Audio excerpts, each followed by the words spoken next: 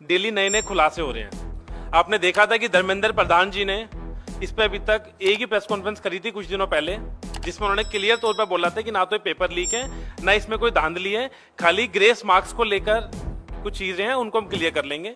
तो supreme court ने उसमें क्लियर कर दिया था, ग्रेस मार्क्स वाले बच्चों को दोबारा चांस देने की बात करी थी। उसमें हम सुप्रीम कोर्ट का बहुत बहुत स्वागत करते हैं। लेकिन जिस तरीके से आपने देखा होगा गुजरात में और कल बिहार में भी, और कल बिहार में आपने देखा होगा, उसको मैं बोलूंगा गेस्ट हाउस कांड आपके सामने होगा, जिसमें एक मंत्री जी के भी नाम की आप लोगों के सामने कुछ मैंने मीडिया के माध्यम से न्यूज कटिंग्स भी देखी थी कि किस तरीके से उन बच्चों ने खुद ये कन्फेस करा है कि उन्हें 4 घंटे पहले ये पेपर मिल चुका था नीट का एग्जाम। तो अब ये तो क्लियर हो गया है कि खाली ये पेपर ग्रेस मार्क्स तक ये स्कैम सीमित नहीं है, नीट का पेपर ही पूरा धांधली है। और कहीं ना कहीं मैं मानता हूं इसके पीछे अब धर्मेंद्र प्रधान जी जिस तरीके से एनटीए को बचा रहे हैं। 7 तारीख को हमने इस पे प्रेस कॉन्फ्रेंस भी करी थी पहले। तो जब पहली प्रेस कॉन्फ्रेंस हमने करी थी, हमने पहले ही ये मांग रखी थी, कांग्रेस पार्टी ने भी, एनएसवाई ने भी, कि इमीडिएटली एनटीए के ऊपर जांच शुरू करी जाए। और वो जांच सुप्रीम कोर्ट के रिटायर्ड जज की निगरानी में या करंट जज की निगरानी में, सीबीआई के जो आला अधिकारी हैं उनकी निगरानी में जांच शुरू करी जाए। तो उसके अगले दिन जांच तो शुरू हुई।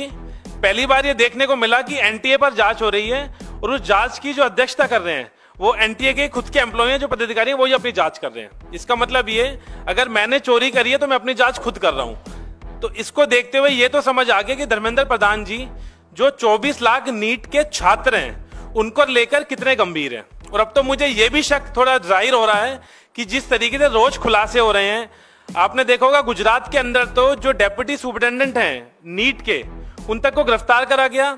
जिस सेंटर पर एग्जाम हुआ था उसके प्रिंसिपल को गिरफ्तार करा गया। और ये जो गिरफ्तारियां हुई हैं गुजरात पुलिस ने करी हैं, ना कि किसी कांग्रेस पार्टी के किसी स्टेट में हुई हैं, ना कि किसी हमारे पदाधिकारी ने करी हैं। और पुलिस ने, गुजरात पुलिस ने गिरफ्तारियां करी हैं। गिरफ्तारी में पता चला कि लगभग 2.5 करोड़ के ब्लैंक चेक्स तक रिसीव हुए।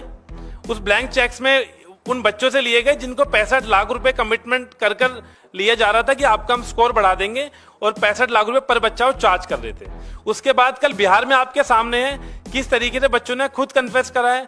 मैंने कल पुलिस की मीडिया बाइट्स भी देखी जो बिहार में इंसिडेंट हुआ उसके बाद। तो ये तो साफ हो गया है कि ये पूरा पेपर लीक भी हुआ है और पूरा स्कोर कार्ड को लेकर भी इसमें आपके सामने आपने नंबर्स देखे होंगे। तो हम तुरंत दोबारा मांग करते हैं कि अब एनटीए को तो बैन कर देना चाहिए। आपको पता होगा प्रकाश जावड़ेकर जी ने जब ये एनटीए शुरू करा था 2017 में, तो सीबीएसई पर सवाल खड़े करे थे कि किस तरीके से सीबीएसई 10 या 15 पेपर एक साथ कराता है, बहुत ज्यादा सीबीएसई पर बर्डन है, कहीं ना कहीं सीबीएसई ये एग्जाम कराने में सक्षम नहीं है, इसलिए हम नेशनल टेस्ट एजेंसी लेके आ रहे हैं। ये प्रकाश जावड़ेकर जी ने, आप अगर उनका ट्वीट खोलेंगे 2017 का, वो ट्वीट में भी क्लियर ये मेंशन करते हैं कि 2017 में हम क्यों एनटीए लेकर आए। और आपको मैं बता दूं, आज के समय में जब ये 2017 में एनटीए लेकर आए बीजेपी की सरकार, तो जो वो वादा करते थे कि एग्जाम्स पे बर्डन कम पड़ेगा जो गवर्नमेंट एजेंसीज हैं, इसलिए हम एनटीए लेकर आ रहे हैं, वो कहीं ना कहीं बहुत ज्यादा एग्जाम्स का जो कंडक्ट कराने का तरीका है बहुत ज्यादा पारदर्शिता के साथ होगा, ये वो वादा करते थे। लेकिन जिस तरीके से चीजें पिछले 3-4 दिन में निकल कर आई, कल सुप्रीम कोर्ट ने भी बोला कि अगर इसमें 0.1% भी कुछ अगर खामी होंगी तो हम सख्त कार्रवाई करेंगे। तो हम अब कोर्ट से भी एक अपील करेंगे और साथ के साथ धर्मेंद्र प्रधान जी से मेरी अपील है।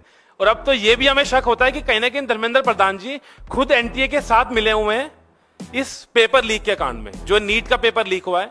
वरना कोई भी सरकार, एक तरफ 24 लाख बच्चे हैं और दूसरी तरफ एनटीए है, तो ऐसा क्या उनको प्यार नजर आ रहा है एनटीए से धर्मेंद्र प्रधान जी को कि बार बार अब उन्हें वो बचाने की कोशिश